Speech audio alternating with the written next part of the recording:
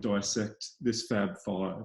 And Jamie, I want to start with you because you coined the phrase, obviously pulling on your experience from working with Ed and looking at the different KPIs that drive the business.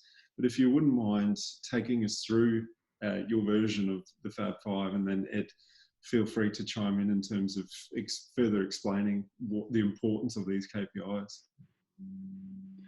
Yeah, thanks, Brenton. We'll work through each one in its own merits, but the very first one is that you should be looking at least monthly is the gross fees. Because if I take one step back is, you should have a overall goal of the firm of growing the firm to a certain level of revenue or fees to get your ideal income.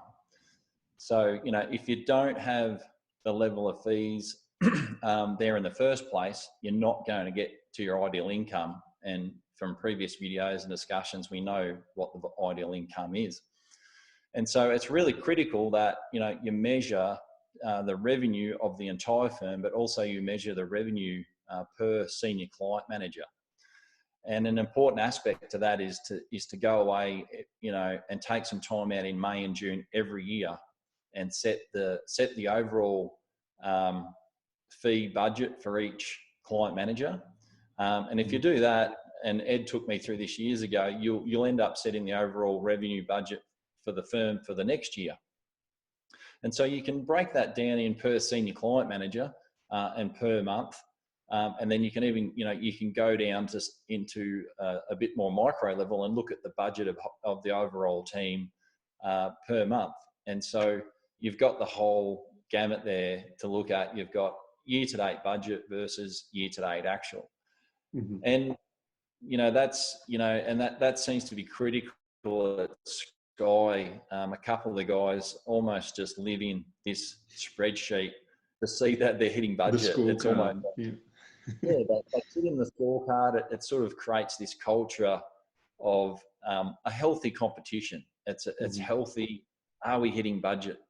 And just on that, Brenton, it's really important to make sure that once you do step back from the firm, that the senior client managers set their budget themselves. You can't force it on them. You've got to articulate what they did last year as in actual fees, and then say, okay, how much more are we going to get this year? Can we lift that another 5%? Can we do 10%? So get their buy-in. Setting budgets, it's critical to get their buy-in so that that they're invested in that figure, and that's a key there. Mm-hmm. And obviously, you can see unders and overs, and that's the point. The next one there is profitability. So Ed's always taught me the most important figure in a firm, almost any business, is cost of goods sold. It's the biggest area that you can have an impact to the EBITDA. And if you can offshore, if you can save costs on technology efficiencies, it just has a massive impact on that EBITDA. So in terms of the profitability, we look at really two things there is the cost of goods sold percentage, and obviously our EBITDA percentage. Can I just pull you? Sorry, yeah. Ed, you go first and I'll follow up. The reason why cost of goods sold is such an important area is because our cost of goods sold is our labor, and other businesses might be other things. So, if you're selling, I don't know, making this up, glasses, if you're selling glasses, then what a glass, if you're buying this particular glass, how much it's going to cost you, and you can sit there on your shelf and the cost of it. But our cost of goods sold goes up and down depending on the feelings of our staff. So someone could wake up one day and feel bad, and their productivity is really bad, and they can get up the next day and they feel really good and they're really productive, and your cost of goods sold drops. And other days the cost of goods sold goes through the roof. And unless compared to selling a product where your cost is fixed, this goes up and down. So if you don't manage your people, And if you don't have, timesheets, sorry to labour on that, you don't have things like that, you're not managing the staff's productivity very well. And unfortunately, if you've got 2 or 3 staff that, you're there all the time, you can manage them because you're there. But if you've got, 40, 50, 60 staff, and some of them are working from home, and you can't do it by brute force. And this area, cost of goods sold, costs you a huge amount of money if you don't manage it properly. And it's purely because we sell time, we sell our labour, and we can lose control of this cost of goods sold depending on what our staff's doing.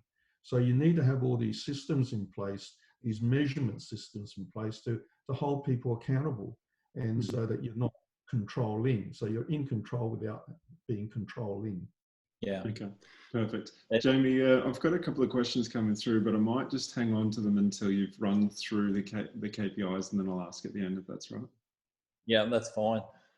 Just to finish on that profitability as well, it's as soon as you follow the Wize way and you set up your teams, and these days now I've got 5 teams, and so one of the really critical things is to look at the EBITDA calculation per team, and there is information in the Wize Vault on that as well. So it's critical that Brenton, once you grow more than one team, that you have a look at which teams are contributing most to the overall firm EBITDA. And it's such an interesting KPI because you can have some client managers with the highest revenue, and they're quite chuffed that they've got the highest revenue while they're contributing the least to the firm's EBITDA.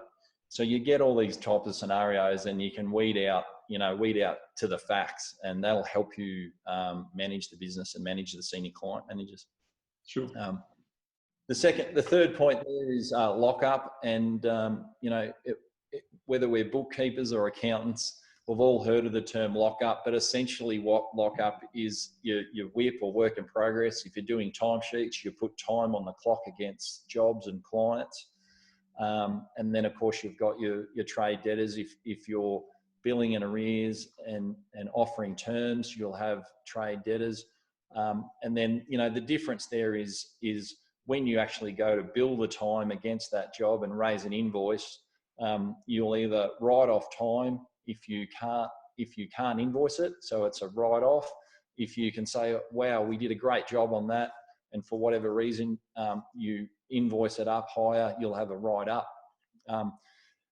Just on that, lockup is really important because in my experience at Sky, you can have some managers or some teams or some individuals who have a massive amount of productivity. In other words, out of their 8 hours in a day, let's just say they put down 80%, and they might hit their productivity. They might actually increase and go above their productivity. But their question then becomes, is that invoiceable or is that billable?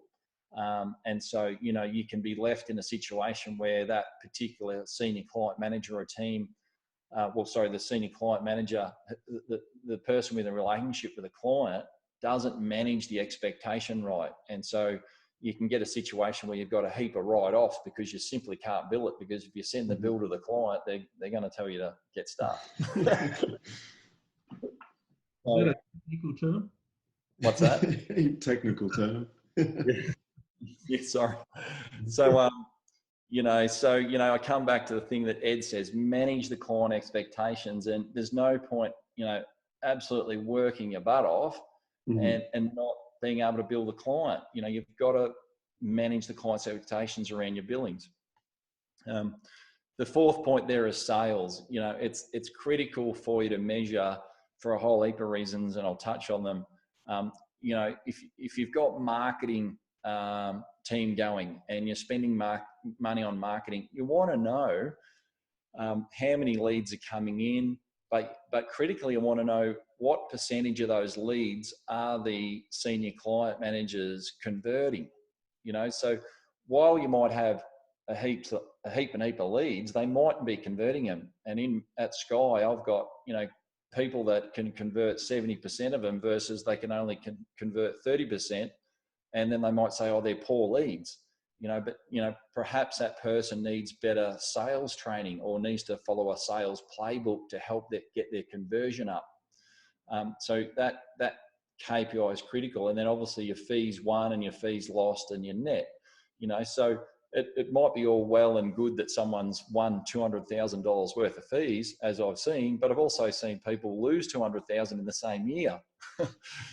So, and if you track your fees won and lost, it's absolutely critical, because then you can capacity plan for the year ahead and know how many team members you need, or know whether you've got too many team members, because, there is a reality. Clients come and go for all sorts of reasons. Sure. But what great thing out of this, everyone, is that if you track this, you can see the trends, and it always comes out in trends, and it's always focused around what's working and what isn't working for that particular team and the leader. And Can I just add to that, Jamie? Also, it helps you identify which clients to match up with which senior client manager. So often we talk about A-class clients, B-class clients, and C-class clients, and we forget that, where a client doesn't get along with one particular client manager, they may get along with another client manager, and it's to do with the personality. So at Pimble, for example, we have 4 client managers.